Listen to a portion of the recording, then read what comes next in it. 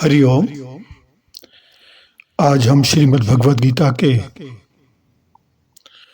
उस गूढ़ और हृदय को स्पर्श करने वाले श्लोक पर चिंतन करेंगे जो हमें हमारे ही भीतर छिपे रहस्य परिचित कराता है। श्लोक है अध्याय 2 का 29। आश्चर्यवत् पश्यति कश्चितेन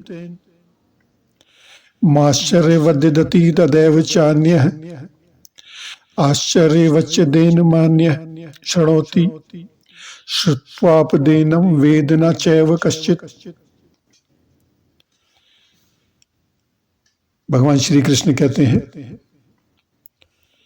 कोई आत्मा को देखकर आश्चर्य करता है, कोई उसके विषय में बोलकर आश्चर्य करता है, कोई उसे सुनकर आश्चर्यचकित हो जाता है, और कोई ऐसा भी है जो सब कुछ सुन लेने के बाद भी आत्मा को नहीं जान पाता।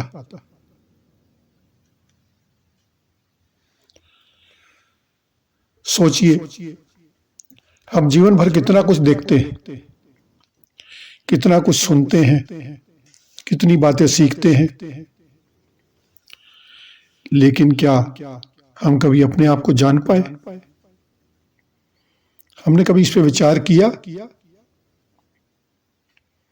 हम दूसरों की कमियां देख लेते हैं, दूसरों की सफलताओं पर आश्चर्य करते हैं, उनकी कहानियां सुनते हैं, कहते हैं, लेकिन अपने भीतर जो आत्मा बैठी है उसे जानने तक का प्रयास नहीं करते। भगवान श्री कृष्ण कहते हैं, यह आत्मा कोई साधारण वस्तु नहीं है, यह आंखों से दिखाई नहीं देती, यह शब्दों में भी पूरी तरह समा नहीं सकती, और केवल सुन लेने से यह समझ में नहीं आती।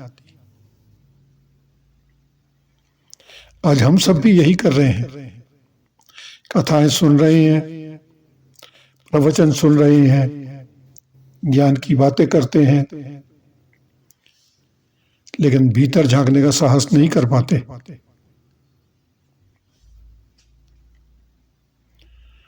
प्रभु कहते हैं, आत्मा को जानने के लिए शब्द नहीं, शांति चाहिए, तर्क नहीं, अनुभव चाहिए, और दिखावा नहीं, साधना चाहिए, मौन चाहिए। जब मन शांत होता है, जब अहंकार झुकता है, जब भीतर मौन उतरता है, तभी आत्मा का प्रकाश प्रकट होता है। अगर आपके कोई विचार ना समझ पाए, आपसे सहमत ना हो, तो क्रोधित मत होइए,